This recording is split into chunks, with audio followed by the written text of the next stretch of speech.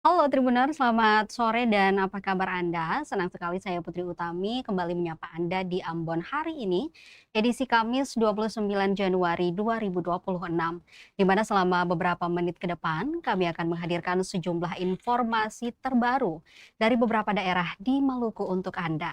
Kita mulai dengan berita pertama. Mobil Daihatsu Sigra terbakar di Hatiwe Kecil Ambon. Polisi ungkap identitas pemilik dan pengemudi. Satu unit mobil Daihatsu Sigra terbakar hebat di ruas jalan Pierre Tendean, Negeri Hatiwe Kecil, Kecamatan Sirimau, Kota Ambon, Rabu 28 Januari 2026 sore. Peristiwa yang terjadi tepat di depan warung bakso Bakwan Malang, Mas Jarno itu sempat memicu kemacetan arus lalu lintas dan menarik perhatian warga sekitar. Kasih Humas Polresta Ambon, Ibda Janat Luhukai menjelaskan, kebakaran terjadi sekitar pukul setengah 4 sore waktu Indonesia Timur. Mobil Daihatsu Sigra warna coklat metalik dengan nomor polisi DE 1491AT tersebut diketahui milik Salma Amir, seorang pekerja swasta yang berdomisili di kawasan Batu Merah, Sirimau. Saat kejadian, kendaraan itu dikemudikan oleh Libren alias Kembar, warga Kebun Cengkeh. Berdasarkan keterangan saksi mata Nicholas Pati, 35 tahun, warga negeri Hatiwe Kecil, api muncul secara tiba-tiba dari bagian dalam kendaraan. Saat itu, saksi tengah menyeberang jalan menuju pasar oleh-oleh ikan asar. Mendengar peringatan tersebut, pengemudi segera keluar dari mobil dan sempat berupaya membuka pintu belakang. Namun api dengan cepat membesar sehingga pengemudi memilih menyelamatkan diri dan menjauh dari kendaraan. Melihat kobaran api yang kian membesar, warga sekitar bersama pengendara yang melintas berinisiatif menghentikan satu unit mobil tangki air untuk melakukan pemadaman awal.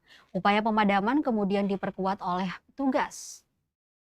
Pada pukul 15.32 waktu Indonesia Timur, dua unit mobil pemadam kebakaran hutan dan lahan atau Darkahutla milik Dinas Kehutanan Provinsi Maluku tiba di lokasi dan langsung melakukan pemadaman. Tak berselang lama, sekitar pukul 15.35, tiga unit mobil pemadam kebakaran Kota Ambon tiba di lokasi untuk membantu pemadaman api. Aparat kepolisian juga mengamankan lokasi kejadian dan mengatur arus lalu lintas yang sempat tersendat. Sekitar pukul 16.10 waktu Indonesia Timur, unit identifikasi Polresta Ambon tiba di tempat kejadian perkara atau TKP untuk melakukan olah TKP secara menyeluruh. Polisi memasang polis lain, mengumpulkan keterangan saksi, serta mengamankan sejumlah barang bukti. Dari hasil olah TKP, petugas menemukan satu unit pompa celup serta 4 buah jerikan plastik berwarna biru berkapasitas 35 liter yang telah terbakar. Namun demikian, polisi juga mencatat adanya informasi dari masyarakat setempat yang menyebutkan bahwa pengemudi mobil kerap membeli BBM jenis Pertalite dalam jumlah besar untuk dijual kembali kepada pengecer. Informasi ini masih akan didalami lebih lanjut oleh pihak kepolisian. Dalam insiden tersebut tidak terdapat korban jiwa. Meski demikian, kebakaran menyebabkan kerugian material, termasuk kerusakan kaca gerobak dan kulkas pendingin milik warung bakso Bakwan Malang Mas Jarno dengan nilai kerugian ditaksir mencapai 5 juta rupiah. Kepolisian menegaskan akan terus mendalami penyebab pasti kebakaran guna memastikan tidak adanya unsur kelalaian maupun pelanggaran hukum lainnya dalam peristiwa tersebut.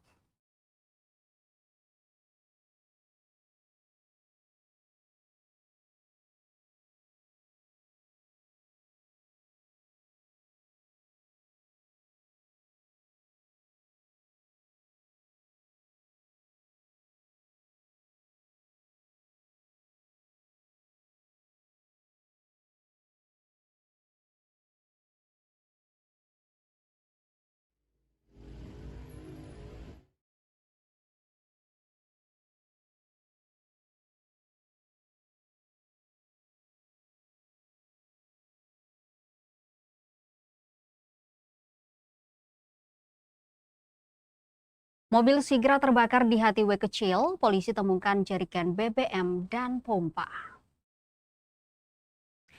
Peristiwa kebakaran mobil Daihatsu Sigra di kawasan Jalan Kapten Pierre Tandean, Negeri Hatiwe Kecil, Kota Ambon pada Rabu 28 Januari 2026 sore menyisakan tanda tanya besar. Di balik kobaran api yang menghanguskan kendaraan tersebut, polisi menemukan sejumlah benda yang tidak wajar saat mengidentifikasi bangkai mobil. Kasih Humas Polresta Ambon, Ibda Janet Luhukai mengungkapkan bahwa tim identifikasi menemukan barang bukti yang mengarah pada aktivitas pemindahan bahan bakar secara ilegal. Dijelaskan lebih lanjut, unit identifikasi Polresta Ambon di lokasi sekitar pukul 16:10 waktu Indonesia Timur langsung melakukan sterilisasi area dengan garis polisi. Hasil pemeriksaan di dalam bangkai mobil mengungkap fakta berikut. Pertama, terdapat 4 buah jerigen plastik berwarna biru dengan kapasitas masing-masing 35 liter dalam kondisi hangus. Kedua, terdapat 1 unit pompa celup, alat yang biasanya digunakan untuk menyedot atau memindahkan cairan dari satu wadah ke wadah lain. Meski ditemukan alat-alat yang identik dengan aktivitas pengangkutan BBM, pihak kepolisian masih berpegang pada hasil pemeriksaan awal terkait pemicu api. Polisi menduga sementara bahwa api dipicu oleh korsleting listrik pada sistem kabel kendaraan. Di sisi lain, muncul laporan dari warga sekitar bahwa pengemudi mobil tersebut diduga sering membeli BBM jenis Pertalite dalam jumlah besar untuk dijual kembali ke pengecar. Diberitakan sebelumnya Tribuners, 1 unit mobil Daihatsu Sigra terbakar hebat di ruas Jalan Pierre Tandean, Negeri Hatiwe Kecil, Kecamatan Sirimau, Kota Ambon pada Rabu 28 Januari 2026 sore. Peristiwa yang terjadi tepat di depan warung bakso Bakwan Malang, Mas Jarno itu sempat memicu kemacetan arus lalu lintas dan menarik perhatian warga sekitar. Kasih Humas Polresta Ambon, Ibda Janet Luhukai menjelaskan, kebakaran terjadi sekitar pukul 15:15 waktu Indonesia Timur. Mobil Daihatsu Sigra warna coklat metalik dengan nomor polisi DS 1491AT tersebut diketahui milik Salma Amir, seorang pekerja swasta yang berdomisili di kawasan Batu Merah, Sirimau. Saat kejadian, kendaraan itu dikemudikan oleh Libren alias Kembar, warga Kebun Cengkeh.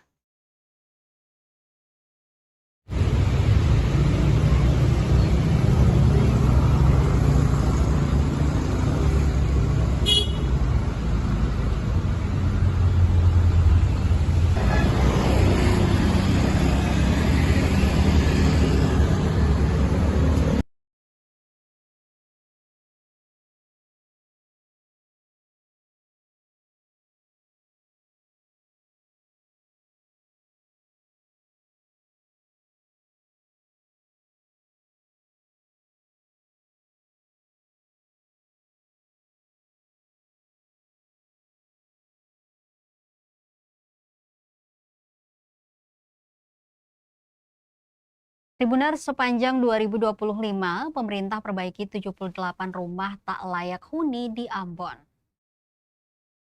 Sebanyak 78 unit rumah tidak layak huni atau RTLH yang diperbaiki baru dan rehabilitasi terhitung dari Januari hingga Desember 2025 di Kota Ambon. RTLH adalah program bantuan pemerintah untuk memperbaiki hunian warga kurang mampu yang tidak memenuhi standar kesehatan, keamanan, dan sosial. Program RTLH di Kota Ambon bersumber dari 3 jalur pendanaan, yakni APBN, APBD Provinsi, dan APBD Kota. Bersama pihak pelaksana yakni Dinas PKP Provinsi Maluku, Dinas PRKP Kota Ambon tahap 1 dan 2, serta Balai Penyediaan Perumahan Maluku. Rehabilitasi RTLH menggunakan APBD Provinsi pada 3 lokasi, yakni Desa Batu Merah, Kelurahan Waihoka, dan Desa Paso sebanyak 6 unit. Desa Paso 1, Kelurahan Waihoka 2, dan Desa Batu Merah 3 unit telah direhabilitasi. Perbaikan baru RTLH tahap pertama menggunakan APBD kota sebanyak 20 unit, Desa Batu Merah terbanyak yakni 8 rumah yang diperbaiki. Kelurahan Benteng dan Desa Nusaniwe masing-masing 1 unit, Desa Rumah Tiga dan Desa Hatiwe Kecil masing-masing 3 unit. Perbaikan baru RTLH tahap 2 sebanyak 17 unit, Negeri Halong, Desa Lata dan Kelurahan Benteng masing-masing 1 unit. Desa Batu Merah 6 unit, Negeri Soya dan Desa Hatiwe Kecil masing-masing 3 unit, sedangkan Kelurahan Karangpanjang 2 unit. Sementara itu perbaikan oleh Balai Pelaksana Penyediaan Perumahan Maluku melalui APBN sebanyak 35 unit, Latu Halat tertinggi 8 rumah. Pendataan RTLH ini dilakukan oleh desa, negeri, dan kelurahan sebagai representasi pemerintah yang terkecil dan bersentuhan langsung dengan masyarakat. Sehingga proses pendataan harus berdasarkan indikator yang telah ditetapkan. Salah satu indikator yakni masyarakat yang berpenghasilan rendah dan terdata dalam Data Tunggal Sosial Ekonomi Nasional atau DTSEN melalui desa, negeri, dan kelurahan. Setelah itu dilanjutkan dengan mengentry data ke pusat untuk dilakukan verifikasi dengan 37 indikator. Selanjutnya melalui Dinas Perumahan Rakyat dan Kawasan Permukiman atau Disperkim Kota Ambon akan menerima surat keputusan atau SK yang sudah tertera nama penerima bantuan RTLH. Setelah itu dinas akan melakukan verifikasi dan perhitungan anggaran di lokasi. Proses pendataan dan verifikasi yang cukup banyak membutuhkan kolaborasi bersama berbagai pihak. Kepala Dinas Perumahan Rakyat dan Kawasan Permukiman Kota Ambon, Ivoni Alexandra Wilhelmina Latuputi, mengatakan tahun 2026 ini telah diusulkan sebanyak 990 unit, namun yang sudah terverifikasi dari pusat sebanyak 850 unit. Prosesnya akan dilakukan secara bertahap berdasarkan SK Kementerian untuk kuota Kota Ambon, sehingga ia mengimbau terutama bagi kepala desa, negeri, dan kelurahan untuk tidak memandang bulu saat melakukan pendataan.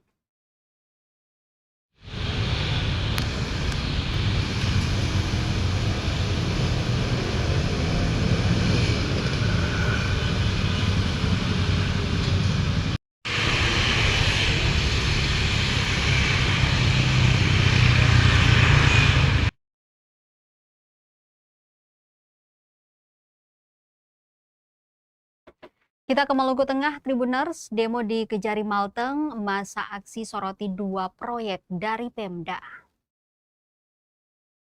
Kejaksaan Negeri atau Kejari Maluku Tengah di demo masa aksi menyoroti 2 proyek fisik dari pemerintah daerah atau Pemda Maluku Tengah di tengah pengusutan kasus dugaan korupsi dana bantuan sosial atau Bansos 2023. Masa aksi dari pengurus cabang atau PC Pergerakan Mahasiswa Islam Indonesia atau PMII Maluku Tengah dan LSM Pukat Seram tergabung dalam Gerakan Rakyat Anti Korupsi atau GERAK mendatangi kantor Kejari Maluku Tengah Rabu 28 Januari 2026 sekira pukul 12 siang waktu Indonesia Timur.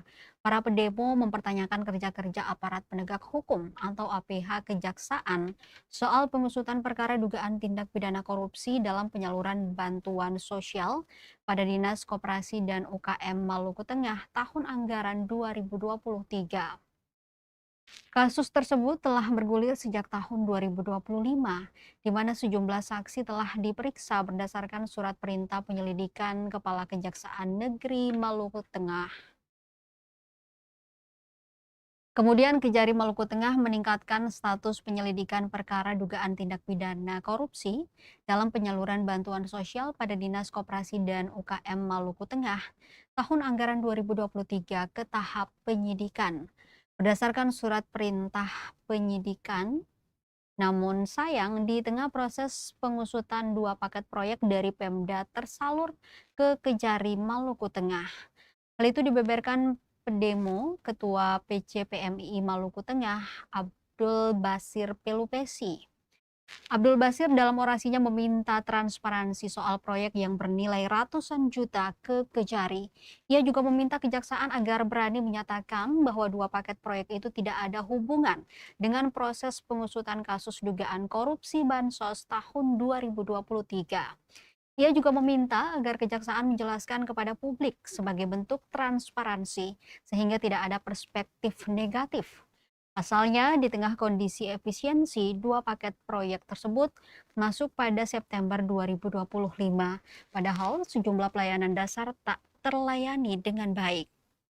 Tak berselang lama, Kepala Kejari Maluku Tengah, Herbert Pesta Hutapea, menemui para pedemo. Kejari Maluku Tengah itu menyampaikan ia menyimak penyampaian para pedemo terkait tahapan pengusutan dugaan korupsi dana bansos dari tahap penyelidikan, penyidikan, pemeriksaan saksi, dan lainnya. Ia menyatakan secara tidak langsung sepakat bahwa penanganan kasus dugaan korupsi dana bansos tetap berjalan. Ia juga memberikan satu jaminan ke para pedemo bahwa penanganan kasus ini berjalan dan tidak akan berhenti sampai ke penetapan tersangka.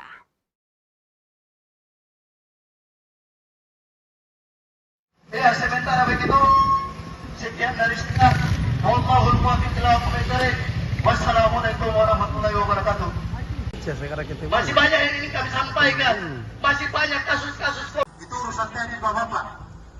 Kami hanya minta dua hal. Kasus bansos jangan cuma periksa mantan anggota DPR. Kita semua Om Santi Om, Namo Buddhaya, salam kebajikan. Menyangkut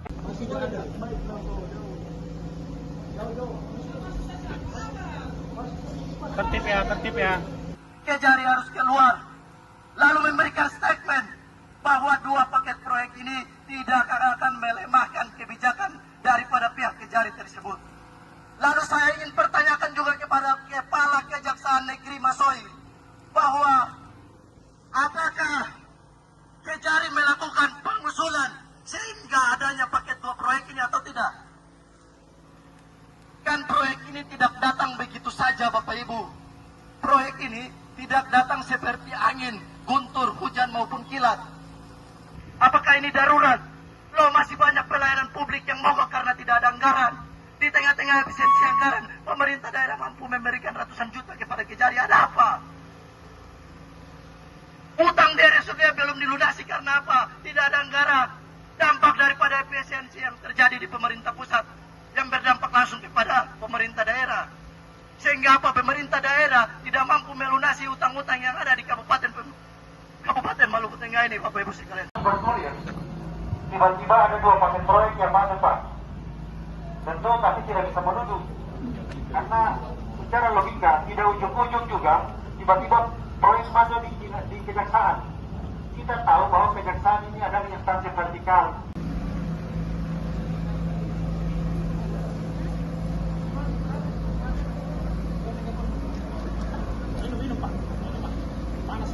Semua pihak yang terlibat pada kasus penyalahgunaan. Seruduk kantor Bupati Malteng gerak desak transparansi keuangan daerah. Gerakan Rakyat Anti Korupsi atau Gerak Maluku Tengah menyeruduk kantor Bupati Maluku Tengah yang berlokasi di Jalan Geser, Kelurahan Namayelo, Kota Masohi, Rabu 28 Januari 2026, sekira pukul 11 siang waktu Indonesia Timur. Belasan masa aksi tiba dengan satu unit kendaraan bak terbuka atau pick up dilengkapi dengan pengeras suara. Dari depan kantor Bupati, masa aksi mendesak transparansi dan akuntabilitas pemerintah daerah Kabupaten Maluku Tengah dalam pengelolaan keuangan daerah. Gerak Malteng terdiri dari pengurus cabang atau PC Pergerakan Mahasiswa Islam Indonesia atau PMII Maluku Tengah dan LSM Pukat Seram. Ketua LSM Pukat Seram, Fahri Asyatri, dalam orasinya menyentil soal dua paket proyek yang nilainya 500 juta lebih dari bidang pancakarya Dinas Pekerjaan Umum dan Perumahan Rakyat atau PUPR Maluku Tengah. Sementara untuk urusan lain, Pemda beralasan bahwa tidak ada anggaran dengan alasan efisiensi. Namun miris saat kasus Bansos sedang bergulir, dua proyek tersebut masuk ke Kejaksaan Negeri atau Kejari Maluku Tengah.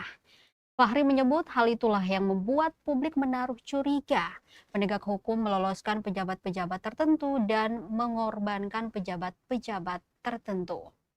Ia menegaskan kedatangan mereka ke kantor bupati untuk mendengarkan pernyataan tegas perwakilan Pemda Maluku Tengah dalam pemberantasan korupsi, kolusi, dan nepotisme atau KKN di Maluku Tengah. Selain menyoal kasus dugaan korupsi dana bansos, pendemo juga menyoroti pajak penerangan jalan atau PPJ. Berdasarkan data yang ia kantongi, pendapatan PPJ Februari 2024 hanya 500 juta lebih. Dan Maret 2024 pendapatannya 0 rupiah. Fahri menyampaikan tahun lalu ia diundang saat musrenbang dan ia menanyakan PPJ tersebut ke Kepala Dinas Pendapatan Maluku Tengah. Namun sayang tidak ada satupun pejabat yang menjawab masalah tersebut.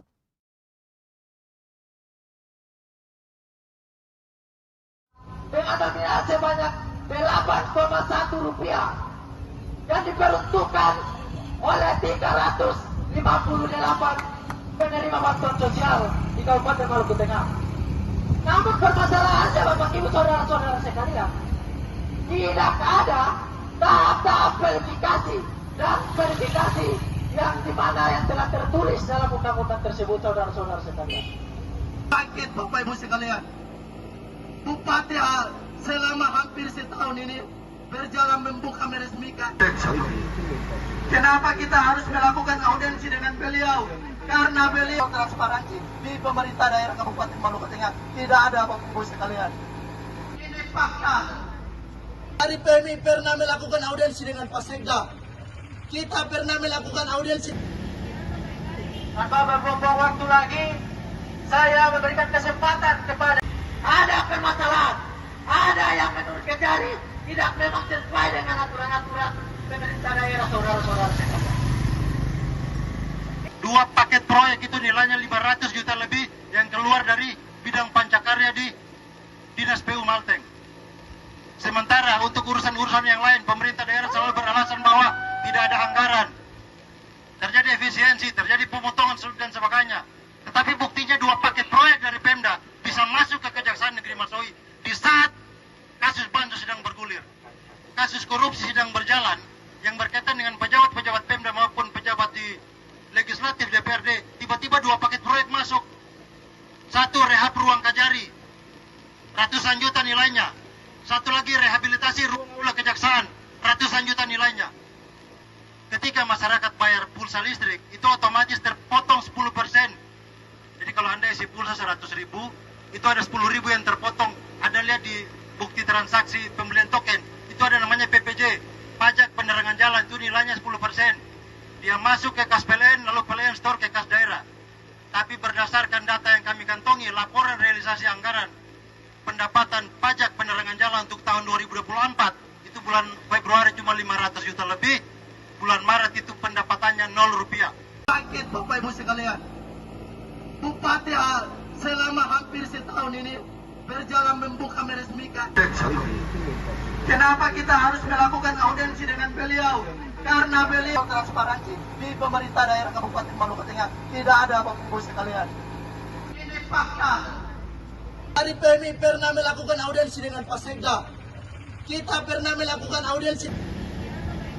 Tanpa berbuang waktu lagi.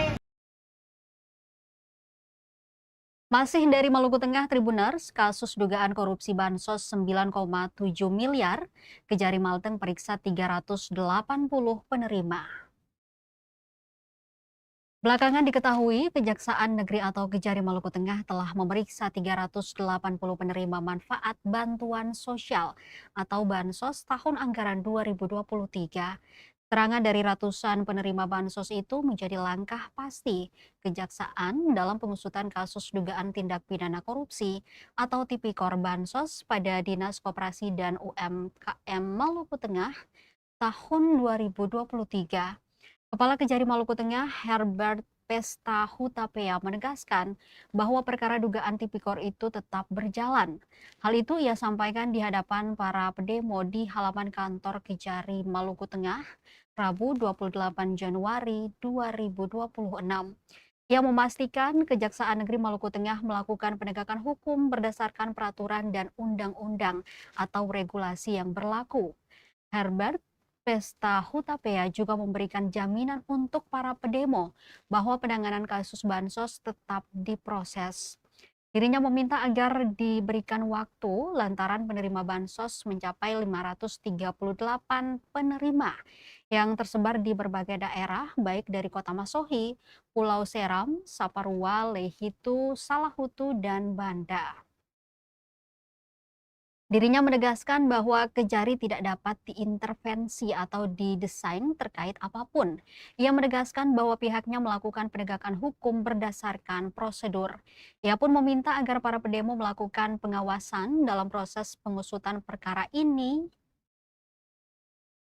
Sebagai informasi Tribuners, kasus dugaan tipikor Bansos 2023 pada Dinas Koperasi dan UMKM Maluku Tengah senilai 9,7 miliar telah dinaikkan ke tahap penyidikan sejak Oktober 2025 lalu.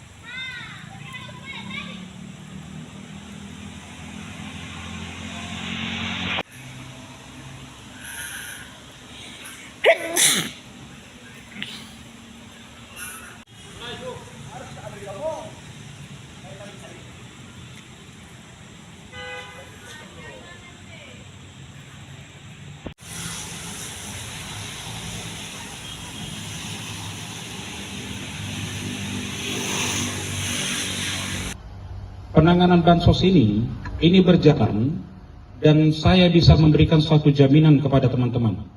Ya, saya berikan jaminan pada hari ini bahwa penanganan bansos ini berjalan dan tidak akan berhenti sampai ke penetapan tersangka. Ini akan dibawa ke ranah penuntutan. Saya sangat senang melihat teman-teman penyidik saya. Mereka militan sudah pergi ke Saparua, sudah pergi ke Pulau Ambon yang dilihat, sudah pergi sampai ke Wahai. Sampai dengan saat ini kita sudah berhasil mengumpul keterangan dari penerima bansos itu sebanyak kurang lebih 360 atau 380 orang. Nanti teman-teman silakan lakukan pengawasan, silakan kalau mau mendapatkan update, info-info terbaru, sudah sampai mana, silakan teman-teman. Ya, kita terbuka dan kita akan memberikan informasi keluar.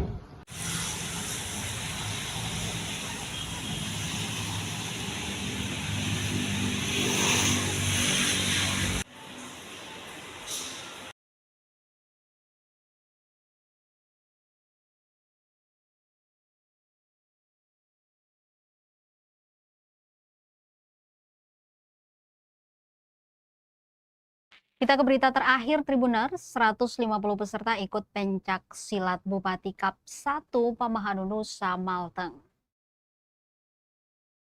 Kejuaraan pencak silat Bupati Kap 1 Pamahanunusa Maluku Tengah telah dibuka Kamis 29 Januari 2026. Berlangsung di Gor Kota Masohi Kabupaten Maluku Tengah. Sebanyak 150 peserta dari 9 perguruan berpartisipasi pada kejuaraan yang mengusung tema pencak silat Malteng Maju, Sehat, Tangguh, dan Berprestasi. Para peserta berasal dari perguruan pencak silat di Kota Ambon, Kabupaten Seram Bagian Barat atau SBB, dan Kabupaten Maluku Tengah. Peserta terjadwal bertanding di 29 Januari 2026 hingga final pada 2 Februari 2026. Mewakili Bupati Maluku Tengah, staf ahli bidang pembangunan dan kemasyarakatan Setda Maluku Tengah, Zahlul Ihsan membuka secara resmi kejuaraan tersebut. Dalam sambutannya, ia berpesan pada seluruh atlet agar bertanding dengan penuh semangat, Menjunjung tinggi sportivitas, patuhi aturan, dan hormati keputusan wasit serta juri. Ia menyampaikan pemerintah Kabupaten Maluku Tengah berkomitmen terus mendukung pengembangan olahraga, termasuk pencaksilat sebagai bagian dari upaya membangun sumber daya manusia yang unggul, sehat, dan berdaya saing.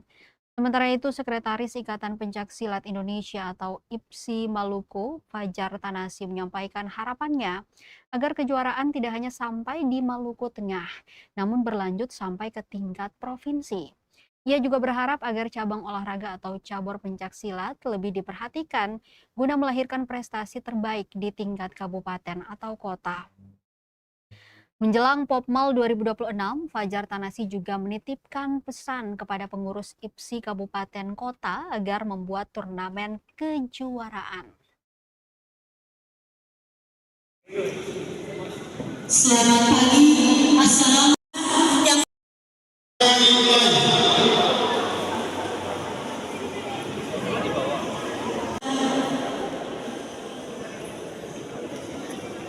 Sekaligus membuka kejuaraan.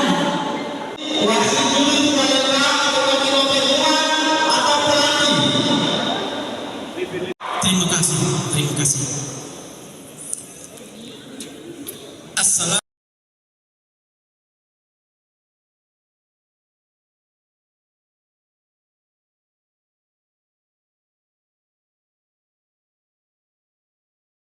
Selanjutnya menyanyikan lagu Indonesia Raya dan Mars IPSI kepada hadir kepada kabupaten kota masing-masing setiap kabupaten kota membuat kejuaraan sehingga nanti di Popmal nanti IPSI Maluku bisa dapat hasil terbaik agar bisa mewakili Maluku di Prapon dan sampai ke PON nanti. Makanya setiap pengurus IPSI kabupaten kota harus melakukan kejuaraan untuk mencari bibit-bibit terbaik agar bisa menghadapi.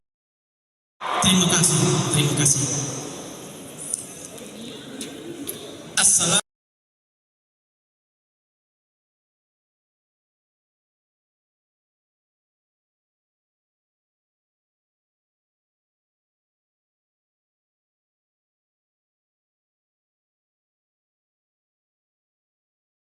Tribuners, informasi tadi sekaligus mengakhiri perjumpaan kita di Ambon hari ini. Saya Putri Utami mewakili seluruh kru yang bertugas mengucapkan terima kasih atas kebersamaan Anda.